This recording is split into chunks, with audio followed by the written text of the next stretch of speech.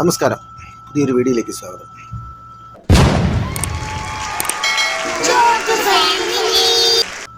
ഇപ്പോൾ സമൂഹ മാധ്യമങ്ങളിൽ വൈറലായിക്കൊണ്ടിരിക്കുന്ന ജാസി എന്ന് പറയുന്ന ഒരു വ്യക്തിയുടെ എന്ന് പറയാൻ പറ്റില്ല. അതിൽ ഏത് സാഹചര്യത്തിലാണ് എങ്ങനെയാണ് പറയേണ്ടതെന്ന് എനിക്കറിയില്ല. ഒരു വ്യക്തിയുടെ അല്ലെങ്കിൽ അവരുടെ അവസ്ഥ അങ്ങനെയുണ്ടോ? എന്തായാലും ജാസി അങ്ങനെ തന്നെ പറയാം. ഇവരുടെ ഒരു അവസ്ഥ നിങ്ങൾ ശ്രദ്ധിച്ചിട്ടുണ്ടോ? അവർ പറയുന്നൊരു കാര്യം ശ്രദ്ധിച്ചു നോക്ക്. അതായത് അവരുടെ ആദ്യ ഭാര്യയെക്കുറിച്ച് അവർ തുറന്ന് പറയുന്ന ഒരു വീഡിയോ, ഒരു ഇൻ്റർവ്യൂവിൽ അവർ കുറച്ച് കാര്യങ്ങൾ പറഞ്ഞിട്ടുണ്ടായിരുന്നു. അപ്പോൾ ഒരുപാട് അപരാധങ്ങൾ അവരെക്കുറിച്ച് പറഞ്ഞിട്ടുണ്ടാക്കുന്നുണ്ട്. പക്ഷേ സത്യസന്ധമായി ചിന്തിച്ചു കഴിഞ്ഞാൽ അവർ പറയുന്ന കാര്യം നമ്മൾ കൃത്യമായി ശ്രദ്ധിച്ചു കഴിഞ്ഞാൽ അവരുടെ മനസ്സിൻ്റെ ഉള്ളിലെ ഒരു വിങ്ങൽ ആ മുഖത്ത് ശരിക്കും പ്രതിപാദിക്കുന്നുണ്ട്. ശരിക്കും ഒന്ന് ശ്രദ്ധിച്ചു നോക്കി നിങ്ങൾ അവരുടെ വീഡിയോ. അവർ പറയുന്ന കുറേ കാര്യങ്ങൾ ശ്രദ്ധിച്ചു നോക്കട്ടോ. കൊണ്ട് ഇഷ്ടപ്പെട്ടു.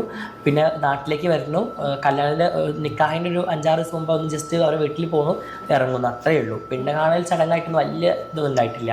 പിന്നെ എനിക്ക് ഭയങ്കര ടെൻഷനായിരുന്നു ആ ലൈഫ്. പിന്നെ ഞാൻ കാരണം നമ്മുടെ സ്വന്തം റൂമിലേക്ക് പോകാൻ തന്നെ നമുക്കൊരു മടി, ഒരു പ്രത്യേക അവസ്ഥ അല്ലേ? അതായത് ഇവർ പറയുന്നത് ഒരാഴ്ച മുന്നാണ് ഇവർ ഗൾഫിൽ നിന്ന് വന്നത്. പരസ്പരം ഫോട്ടോ കണ്ടിട്ടാണ് ഇഷ്ടപ്പെട്ടത്. അതിൻ്റെ കാര്യങ്ങൾ അറേഞ്ച്മെൻറ്റ് ചെയ്തത്. അതിനുശേഷം വരുന്നു, പെട്ടെന്ന് ഒരു വലിയ ഒരു സംഭവങ്ങളൊന്നും ഇല്ലാതെ ചെറിയൊരു രൂപത്തിലൊരു ചടങ്ങ് കാര്യങ്ങളൊക്കെ ആയിട്ട് ഒരു നിക്കാഹ് കഴിക്കുന്നു. അങ്ങനെ പോകുന്നു. അവസാനം സ്വന്തം ഭാര്യയുടെ അടുത്തേക്ക് പോകാൻ പറ്റാത്ത അല്ലെങ്കിൽ റൂമിലേക്ക് ചെല്ലാൻ പറ്റാത്തൊരു നിഷ്കളങ്കമായിട്ടുള്ളൊരു കാര്യമാണ് അവരിപ്പോൾ നമ്മളോട് തുറന്നു പറഞ്ഞിട്ടുള്ളത്. എന്തായാലും ഇതിനെക്കുറിച്ച് കൂടുതൽ അറിയണമെങ്കിൽ ഇവർ ഇൻ്റർവ്യൂവിൽ സംസാരിച്ച കുറച്ച് കാര്യങ്ങളുണ്ട്. അത് ഒന്നും കൂടി കേട്ട് കഴിഞ്ഞാൽ നമുക്ക് അതിൻ്റെ വ്യക്തത കുറച്ചുകൂടി മനസ്സിലാവും. അതൊന്നും കൂടി കേൾക്കാം. ഇങ്ങനെ ഈ ഒരു കല്യാണ വിഷയം ഇത് കുറേ മുമ്പ് പറഞ്ഞ കാര്യം. അപ്പൊ ആ സമയത്ത് അതിന്റെ കമന്റ്സ് എടുത്ത് നോക്കുന്ന സമയത്ത് ഒരു പെണ്ണിന്റെ ജീവിതം കളഞ്ഞുവൻ അങ്ങനെയുള്ള കൃത്യമായ ഒരു ചോദ്യമാണ് ആ അവതാരിക ചോദിച്ചിട്ടുള്ളത്. കാരണം തനിക്ക് കൂടുതലും ആൺകുട്ടികളോടാണ് ഇഷ്ടം അല്ലേ? പിന്നെ എന്തിനാണ് വിവാഹം കഴിച്ച് ഒരു പെൺകുട്ടിയുടെ ജീവിതം തകർത്തത് എന്നുള്ള രീതിയിലേക്കാണ് അവരുടെ ചോദ്യങ്ങൾ പോയത്. സത്യത്തിൽ എന്ത് കാര്യമുണ്ടെന്നാണ് ഞാൻ ആലോചിക്കുന്നത്. കാരണം കൂടുതലും അവരുടേതായ വർഗക്കാരോടാണ് ഇവർക്ക് ഇഷ്ടമെങ്കിൽ, അതായത് ഇവർക്കൊരു പെണ്ണിൻ്റെ രൂപത്തിലാവാനാണ് ഇവർക്ക് ഇഷ്ടം. അപ്പോൾ അങ്ങനെയുള്ളൊരു ഇഷ്ടമുള്ള ഒരാൾ വീണ്ടും ഒരു പെണ്ണിനെ തന്നെ വിവാഹം കഴിക്കുകയും ആ വിവാഹത്തിന് ശേഷമുള്ള ജീവിതം എങ്ങനെ കൊണ്ടുപോകാൻ പറ്റും എന്നതിനെക്കുറിച്ച് വളരെയധികം ചിന്തിച്ചിട്ട് ചെയ്യേണ്ട ഒരു വിഷയമായിരുന്നു. അപ്പോൾ എന്തായാലും അദ്ദേഹത്തിൻ്റെ ചോദ്യം വളരെ കറക്റ്റായിരുന്നു. അതിന് കൃത്യമായ മറുപടി ശരിക്കും നമുക്ക് കിട്ടണം. അപ്പോൾ എന്താണ് അതിന് ജാസി പറയുന്ന മറുപടി എന്നുള്ളത് നമുക്കൊന്ന് ശ്രദ്ധിക്കാം. ജീവിതം കളഞ്ഞു എന്ന് എനിക്ക് തോന്നുന്നില്ല. കാരണം ഞാൻ ആ കുട്ടീനെ നിക്കാഹ് കഴിഞ്ഞ് കുറച്ച് ഗ്യാപ്പ് ഉണ്ടായിരുന്നു. അപ്പോൾ ആ കുട്ടി +1 +2 പഠിക്കായിരുന്നു. പിന്നെ ഡിഗ്രി കംപ്ലീറ്റ് ചെയ്തു, ഡിപ്ലോമ കോഴ്സ് ചെയ്തു. ഇതൊക്കെ ഞാൻ തന്നെ ചെയ്തത്. പിന്നെ ചെയ്യിച്ചതും പിന്നെ നമുക്ക് മന്ത്ലി അവർക്ക് മാസം പേയ്മെന്റ് കൊടുക്കണമല്ലോ നിക്കാഹ് കഴിഞ്ഞുകൊണ്ട്. അങ്ങനെ അത്യാവശ്യം ഹെൽപ്പും കാര്യങ്ങളൊക്കെ ചെയ്തിട്ടുണ്ട്. പിന്നെ ഡൈവോഴ്സ് ചെയ്ത സമയത്തും ഞങ്ങൾ അത്യാവശ്യം നല്ലൊരു എമൗണ്ട് കൊടുത്തിട്ടാണ് മ്യൂച്വൽ അണ്ടർസ്റ്റാൻഡിങ്ങിൽ പിരിയുന്നത്. പിന്നെ ഞങ്ങൾ കൊടുത്ത സ്വർണ്ണങ്ങളെല്ലാം ഞങ്ങൾ തിരിച്ച് അങ്ങോട്ട് തന്നെ കൊടുത്തു. അതായത് ഞങ്ങൾ കൊടുത്ത മെഹർ കൊടുത്ത അതൊന്നും ഞങ്ങൾ തിരിച്ച് വാങ്ങിയിട്ടൊന്നുമില്ല. അതൊക്കെ നമ്മൾ കൊടുത്തു. കാരണം ആ കുട്ടിക്ക് നാളെ ലൈഫ് ഉണ്ടായാൽ അത് ബെറ്റർ ആയിക്കോളും എന്ന് വിചാരിച്ചു ഉമ്മ പറഞ്ഞാൽ അതൊന്നും വാങ്ങേണ്ട, ഒക്കെ അവൾക്ക് പോയി കൊടുത്തേക്കുന്നത്. അപ്പോൾ അതുകൊണ്ട് എനിക്ക് ആ ഒരു പെണ്ണോട് ജീവിതം നശിപ്പിച്ചു എന്ന് തോന്നാറില്ല. സപ്പോർട്ട് ചെയ്തേ ഉള്ളൂ. ഞാൻ ഇപ്പൊ കോണ്ടാക്ട് ഉണ്ടോ? ഇല്ല, ഞാൻ കോണ്ടാക്ട് ഇല്ല. ഉമ്മാനെ ഇടക്ക് വിളിക്കാറുണ്ടെന്ന് പറയാം. അതിപ്പോ സെറ്റിൽ ആയോ? കല്യാണം അവള് ഇപ്പോ ഓൾറെഡി വിദേശത്തേക്ക് പോവാണ്. കല്യാണം കഴിഞ്ഞിട്ടില്ല? അല്ല, കല്യാണം കഴിഞ്ഞിട്ടില്ല. ഇനി എനിക്കറിയില്ല. ഞാൻ ചോദിക്കാറൊന്നുമില്ലല്ലോ, എനിക്കറിയില്ല. അതായത് +2 പഠിക്കുന്ന കുട്ടീനെ പഠിപ്പിക്കാൻ സഹായിച്ചു, ഡിഗ്രി ചെയ്തു, കുറേ കാര്യങ്ങൾ അവർക്ക് ചെയ്തു കൊടുത്തിട്ടുണ്ട്. അവസാനം ഒരു അണ്ടർസ്റ്റാൻഡിങ്ങിലാണ് ഡൈവോഴ്സ് ആയത്. ഡൈവോഴ്സ് ഉള്ള സമയത്ത് ഒരുപാട് പൈസ കൊടുത്തു, ഒരുപാട് സ്വർണം കൊടുത്തു, മെഹർ മേടിച്ചതും കൊടുത്തൊരു അങ്ങനെയുള്ള സംഭവങ്ങളൊക്കെ ഞങ്ങൾ കൊടുത്തിട്ടുണ്ട്, ഒന്നും തിരിച്ചു വാങ്ങിയിട്ടില്ല എന്ന് പറയുന്നു. അങ്ങനെ ഞാൻ ഒരുപാട് സപ്പോർട്ട് ചെയ്തിട്ടുണ്ട് എന്നുള്ള രീതിയിലാണ് ഇപ്പോൾ ജാസിൽ പറയുന്നത്. എന്തായാലും അതിനോട് നമുക്ക് യോജിക്കാൻ പറ്റില്ല. കാരണം തീർച്ചയായിട്ടും ഇവരുടെ വിവാഹത്തിന് മുൻപ് തന്നെ ഈ ജാസിലിന് ഒരു പെണ്ണിൻ്റേതായ ഇപ്പോൾ തന്നെ അവൻ ഇപ്പോൾ സംസാരിക്കുമ്പോഴേ ഒരു പെണ്ണിൻ്റേതായ ഒരു സംഭവത്തിലാണ് അവൻ സംസാരിക്കുന്നത്. അപ്പോൾ ഇങ്ങനെയുള്ള ആൾക്കാർക്ക് ചെറുപ്പം തൊട്ടേ അങ്ങനെയുള്ളൊരു രീതിയിലായിരിക്കും അവരുടെ കാഴ്ചപ്പാടുകളൊക്കെ ഉള്ളത് എന്ന് അവരുടെ വീട്ടുകാർക്കും ബന്ധക്കാർക്കും സ്വന്തക്കാർക്കും എല്ലാവർക്കും അറിയാം. അപ്പം അത്തരം ഒരു ആളിനെ പിടിച്ച് ഇങ്ങനെ ഒരു പെൺകുട്ടീനെ ബലിയാടാക്കേണ്ട ഒരു ആവശ്യം ഉണ്ടായിരുന്നില്ല. പ്രത്യക്ഷത്തിൽ ഇവർ കാണുമ്പോൾ വലിയ കുഴപ്പമൊന്നും ഉണ്ടാവില്ല. അപ്പോൾ ആ പെൺകുട്ടിയെ ഞാൻ രക്ഷിച്ചിട്ടുള്ളൂ, ബുദ്ധിമുട്ടിച്ചിട്ടില്ല എന്ന് പറയുന്നതിൽ വലിയ അർത്ഥം തോന്നുന്നില്ല. ഇതിലിപ്പോൾ ജാസിന് മാത്രം കുറ്റം പറയാൻ പറ്റില്ല. കാരണം ഇവരുടെ വീട്ടുകാരും കൂടിയിട്ട് ഇതിൽ ഇൻവോൾവ്ഡ് ആണ്.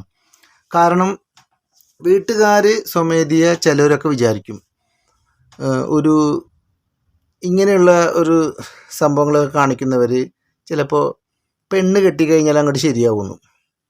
അപ്പോൾ എത്രയും പെട്ടെന്ന് ഇവരെ പെണ്ണ് കെട്ടിക്കുക എന്നുള്ള രീതിയിൽ അങ്ങനെ അപ്പോൾ വീട്ടുകാർ അങ്ങനത്തെ രീതിയിലാണ്, അങ്ങനത്തെ ഒരു കാഴ്ചപ്പാടിലാണ് കാണുന്നത്. ഇപ്പോൾ അലവലാതിയായിട്ട് നടക്കുന്ന ചെക്കന്മാരായാലും കുറച്ച് പ്രശ്നങ്ങളായിട്ട് നടക്കുന്ന പല വീട്ടുകളിലും സ്വാഭാവികമായിട്ട് അവർക്ക് അങ്ങനെ ചെയ്യാൻ പറ്റുള്ളൂ. മാതാപിതാക്കൾ ഉദ്ദേശിക്കുന്നത് എന്താ, ഇനി ഇവനെ കയറൂരി വിട്ട് കഴിഞ്ഞാൽ ഇവൻ പൊട്ട രീതിയിലേക്ക് പോകും, അതുകൊണ്ട് എത്രയും പെട്ടെന്ന് ഒരു പെണ്ണ് കെട്ടിക്കണം എന്നുള്ള രീതിയിലാണ് പറയുക. അതുമാത്രമല്ല സാമ്പത്തികമായിട്ട് ബുദ്ധിമുട്ടുന്ന ഒരുപാട് ആളുകളും അങ്ങനെയുള്ള തീരുമാനങ്ങൾ എടുക്കും. അപ്പോൾ ചെക്കന അല്ലെങ്കിൽ വീട്ടുകാർക്കുണ്ടെങ്കിൽ എത്രയും പെട്ടെന്ന് മകനെ വിവാഹം കഴിച്ചിട്ട് ആ കിട്ടുന്ന സ്ത്രീധനം കൊണ്ട് ആ സാമ്പത്തികത്തിൻ്റെ കടം വീട്ടുക, അപ്പോൾ അവനൊരു ജീവിതമായി ഇവരുടെ കടബാധ്യതകൾ തീർന്നു എന്നുള്ളത് സ്വാഭാവികമായിട്ട് നമ്മുടെ നാട്ടിൽ കാണുന്നൊരു കാഴ്ചപ്പാടാണ് പറയുന്നത്.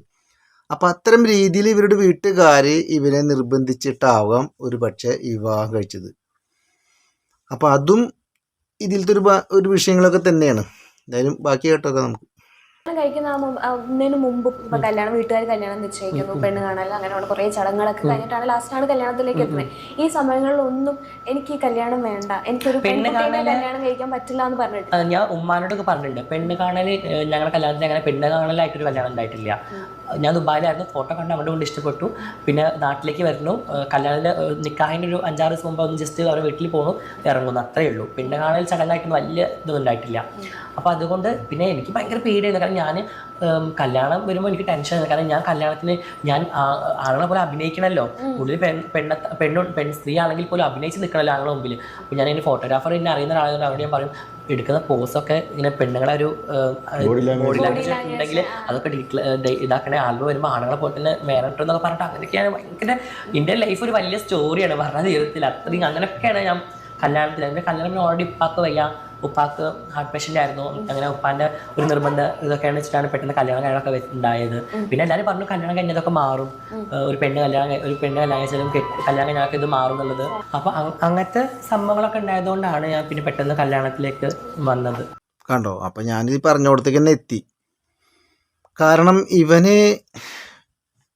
ഇവനെന്നിപ്പോൾ പറയാൻ പറ്റില്ലല്ലേ, എന്തേലും ആവട്ടെ, ഇവർക്ക് വിവാഹം കഴിക്കാനുള്ള ഇഷ്ടമില്ല, പേടിയാണ്. കാരണം ഒരു ആണിൻ്റെ ഗട്ട്സ് കാണിക്കാനുള്ള സംഭവങ്ങൾ അവൻ്റെ ഉള്ളിലില്ല. അപ്പോൾ അത് സ്വാഭാവികമായിട്ട് അവന് പേടിയാണ്. അറിയാവുന്ന ഒരു ഫോട്ടോഗ്രാഫറെ കൊണ്ട് എനിക്ക് പെണ്ണിൻ്റെതായ ഒരു ശ്രവണത വരുന്നുണ്ടെങ്കിൽ അത് ഡിലീറ്റ് ചെയ്യണം, അതിനെ അങ്ങനത്തെ രീതിയിൽ എടുക്കണം, എന്നെ അങ്ങനത്തെ രീതിയിൽ പഠിപ്പിക്കണം എന്ന് പറയുന്നു. പിന്നെ ഉപ്പാടെ വയ്യായതിനെ കുറിച്ച് പറയുന്നുണ്ട്. വീട്ടുകാർ പറയുന്നു ഒന്ന് കല്യാണം കഴിച്ചു കഴിഞ്ഞാൽ ചിലപ്പോൾ ഇതൊക്കെ ശരിയാവുന്നു. പലപ്പോഴും അങ്ങനത്തെ ഒരു സംഭവത്തിലൊക്കെ ഞാനപ്പോൾ പറഞ്ഞ കാര്യം അതിലേക്ക് തന്നെയാണ് വന്നിട്ടുള്ളത്. കാരണം അങ്ങനെയുള്ള സംഭവങ്ങൾ ചില ആൾക്കാർ അങ്ങനെ ശരിയാകുമെന്നില്ല. എങ്ങനെ ശരിയാവാൻ? അത് അങ്ങനത്തെ ഒരു ശ്രവണമുള്ള ആൾക്കാരെ നമ്മൾ എങ്ങനെ ശരിയാക്കിയാലും ശരിയാവില്ല എന്നുള്ളതാണ് എൻ്റെ ഒരു അഭിപ്രായം എനിക്ക് തോന്നുന്നത്. അവരെ കുറ്റം പറയില്ല, വളരെയധികം നിസ്സഹായാവസ്ഥയാണ് സത്യത്തിൽ ഇവരെ കാണുമ്പോൾ നമുക്ക് തോന്നുന്നത്. ഒരു ആണായിട്ട് ജനിക്കുക, എന്നിട്ട് പെണ്ണിൻ്റെ രൂപത്തിലെ ഭാവങ്ങളും കാര്യങ്ങളും കാണിക്കുക. അപ്പോൾ തീർച്ചയായും ഇത്തരക്കാരോട് എനിക്ക് സത്യത്തിൽ ഒരു സഹതാപമാണ് തോന്നുന്നത്. കാരണം പല സ്ഥലങ്ങളിൽ നമുക്കങ്ങനെ കാണുമ്പോൾ അവർ വേറൊരു രൂപമായിട്ട് അല്ലെങ്കിൽ വേറൊരു തരത്തിൽ അവരെ കാണരുത്. എന്നിരുന്നാലും ജാസി ഇപ്പോൾ ആ പെൺകുട്ടിയോട് കാര്യങ്ങളൊക്കെ പറഞ്ഞ് മനസ്സിലാക്കി നല്ല രീതിയിൽ വന്നു. അവൻ്റേതായ രീതിയിലേക്ക് മാറി ഒരു പെണ്ണിൻ്റെ രൂപത്തിലേക്ക് ആയി അവരുടെ ജീവിതങ്ങളും കാര്യങ്ങളും ആയിട്ട് ഇവർ മുന്നോട്ട് പോകുന്നു, സന്തോഷമായിട്ട് പോകുന്നു. അപ്പോൾ സത്യത്തിൽ ഇത്തരക്കാരെ നമ്മൾ കളിയാക്കാനോ അല്ലെങ്കിൽ അവരെ ഇതാക്കാനോ ഒന്നും പോകരുത്. കാരണം വല്ലാത്തൊരു അവസ്ഥയാണ് അവർക്കുള്ളത്. അപ്പോൾ ആ ഒരു അവസ്ഥയിൽ നമ്മളവരെ മറ്റുള്ള രൂപത്തിൽ പലരും അതിനെ വേറൊരു കണ്ണുകൊണ്ട് കാണുന്നു. അങ്ങനത്തെ ഒരു കണ്ണിൽ കാണരുത്. നമ്മൾ അവരോടൊരു സഹതാപം തന്നെയാണ് വേണ്ടത്. കാരണം അവരിപ്പോൾ ഒരുപാട് മേഖലയിലൊക്കെ കഴിവ് തെളിയിച്ചിട്ടും അല്ലെങ്കിൽ അവരെ നമ്മുടെ ഗവൺമെൻറ് ആയാലും അവരെ അംഗീകരിച്ചിട്ട് അതിൻ്റെതായ ഒരു കൂട്ടായ്മയും കാര്യങ്ങളൊക്കെ ഇവർക്കുണ്ടെങ്കിലും ഒരു മനുഷ്യൻ്റെ അല്ലെങ്കിൽ ഒരു നമ്മുടെ ജീവിതത്തിലുള്ള അല്ലെങ്കിൽ ഇവിടുത്തെ ജീവജാലങ്ങളിലുള്ള ഒരു മനുഷ്യൻ തന്നെയാണ് അവരെ ദൈവികമായിട്ട് അവർക്ക് അങ്ങനെ ഒരു സംഭവം കിട്ടിയതാണ്. അല്ലാതെ സ്വയം അവരങ്ങനെ ആവാൻ വേണ്ടി പോകുന്നതല്ല. ഒരുവിധം ആളുകളൊക്കെ ആ ഒരു സംഭവത്തിലുള്ള ആൾക്കാരൊക്കെ നമ്മൾ അങ്ങനത്തെ രീതിയിൽ കാണുന്നതാണ് എൻ്റെ ഒരു അഭിപ്രായം. നിങ്ങളുടെ അഭിപ്രായം എന്തായാലും നിങ്ങൾ കമൻറ്റ് ബോക്സിൽ അറിയിക്കുക. എന്തായാലും അടുത്തൊരു ടോപ്പിക്കുമായിട്ട് വീണ്ടും വരാം. Okay, thank you.